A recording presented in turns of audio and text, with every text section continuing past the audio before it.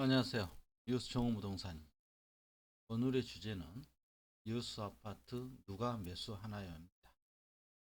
세계적인 금리 인상, 전쟁, 러시아 우크라이나 전쟁, 최근에 아랍 쪽에 또 전쟁, 경제 불황, 소비 둔화, 물가 상승, 원자재 가격 인상, 배춧값이 한 달, 두 달 전보다 30% 올랐어요. 장보기가 무서워요. 수출 둔화, 역전세, 미분양, 아파트 매도 물량의 증가, 기타 등등 좋은 소식은 없고요. 나쁜 소식만 들리는데도 불구하고 아파트 거래량이 늘고 있답니다. 원인은 간단합니다. 수요 공급 측면에서 살펴보시면 수요와 공급으로 해결할 수가 있는데, 먼저 수요 중에서 실수요자를 파악하셔야 됩니다. 실수요자. 이 실수요자의 첫 번째는 월세 수요자입니다. 월세, 최근에 빌라 사건, 아파트 가격의 하락, 전세, 역전세, 기타 등등. 그래서 전세에서 월세로 넘어왔죠. 월세 전환율이 높았습니다. 전국 평균 5%에서 7%까지도 나왔죠. 월세는 실수요자입니다. 누가 뭐라 해도 월세를 실수요자지, 이게 투자 수요가 없죠. 가격이 오를 것 같아, 월세 가격이 오를 것 같아서 월세를 내가 10개씩 산다, 빌라왕처럼. 이거 말이 안 되는 거고요.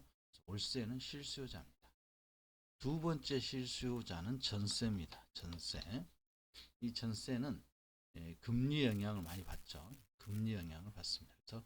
그래서 작년에 미국의 빅 스텝, 자이언트 스텝 금리를 매월 0.75% 올릴 때 전세 수요보다는 월세 수요가 늘었고요. 월세가 많았죠. 월세 쪽이 많았습니다. 그러던 것이 이제 국내 금리가 어느 정도 안정이 됐죠. 미국이 0.25에서 5점, 상단 2.5 와 있죠. 그 정도 올 때까지는 겁나서 월세로 선호했고, 그러나 국내에서는 3.5% 이내에서 지금 금리 인상 못하고 있죠. 3.25. 실질 대출 금리는 마진율이 있으니까 5%, 6% 정도 지금 국내 금리입니다. 미국이 이제 금리를 금년에 작년처럼 올리지 못하고 눈치 보고 있죠. 시장이 눈치 보고 있으면서 다시 월세가 전세화 되죠. 월세 금리 인상 때는 전세가 월세, 반대 현상, 금리가 어느 정도 안정이 되면 적응을 하는 거죠. 적응을 해서 전세. 이 두 실수요자들에 의해서 여수 시장뿐만 아니라 전국적으로 공통적으로 나타났다. 그리고 공급은, 신규 공급은 없죠. 앞으로 3, 4년 동안 없고, 작년까지가 공급은 마지막이었습니다. 그래서 이쪽에서 우리가 다녔고요. 비수거형, 비주거형, 비주거형이라고 하면 오피스텔, 빌라 이러죠. 그런데 이쪽이 비주거형이 아시다시피 불안 심리에 빠지면서 전월세가 수요를 못하고 있습니다. 그것을 못해서 아파트 시장에서 전세 월세는 어떻게 됐느냐 보실까요? 전세 월세입니다. 아파트 시장에서 전월세 보시면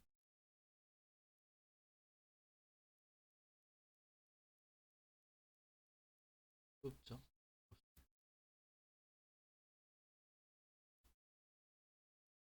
강남구 여수시 학동의 대표적인 아파트 단지 보시면, 어, 이 편에서는 821세대 전세 5개, 신동아 1820세에서 2개, 도시형이고요. 이거 도시 주상복합, 부영 1차, 뭐 전세 0이죠, 0, 0. 그래서 전세가 없습니다. 대표적인 동 단진 전세가 없고요. 또 웅천 와볼까요? 웅천 인기 좋죠. 인기 좋은 웅천. 자, 웅천동 보시면 1, 2단지 1, 2, 3차, GL 2차, 3차 대규모 단지죠. 전세가 2000세대가 넘는데 2600세대 되는데 하나 두 개 없죠. 사실상 코레나도 없고요. 코레나 1단지 2단지가 약 2000세대 신축이죠. 19년 4월 입주하면서 전세가 없죠. 전세가 없습니다. GL 방금 살펴봤고요. GL 1단지, 2단지, 3단지 다 해도 10개가 안 되죠. 용천 마린파크 약 단지, 2단지 전세가 없죠. 전세가 없습니다. 신축이죠. 신축인데 작년에 입주했기 때문에 당연히 안 나올 거예요. 홍천 부영 1차, 2차 전환된 게 2개 있네요. 3차 없고요. 골드 테라스도 없고 테라스 1단지도 전세가 없습니다. 이쪽만 그러냐? 그게 아니에요. 순천도 마찬가지. 순천의 대표적인 해력면에 보시면 해력면에 없죠? 없습니다. 전세가 없죠. 또 해력면에 신대지구인데 없습니다. 신대지구죠. 신대지구. 만 세대가 넘어가는 신대지구에서조차 전세가 없습니다. 전세가 없죠. 다시 어떤 현상이 발생하느냐? 이제 실수요자의 선택은 실수요자 중에서 세 번째 실수요자가 있죠. 세 번째 실수요자가 누구냐? 무주택자입니다. 현재 유주택자는 움직일 수 있는 공간이 없죠. 대출이 무리이기 때문에.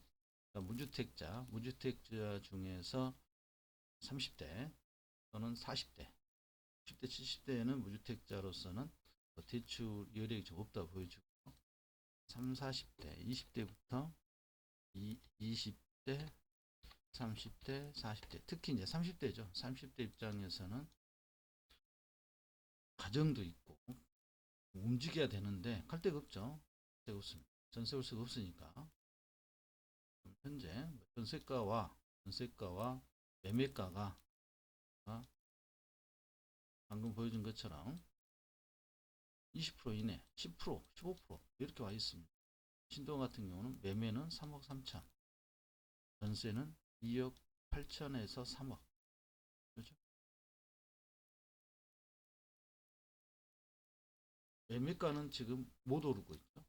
오르고 있지 않습니다. 오르지 않는 이유가 그동안의 다주택자 규제 정책에 의해서 사정이 있는 매물들이죠. 2주택이라든가 3주택이라든가 뭐 신규로 갈아탔다든가 그래서 지금 매매를 내놓고 있습니다.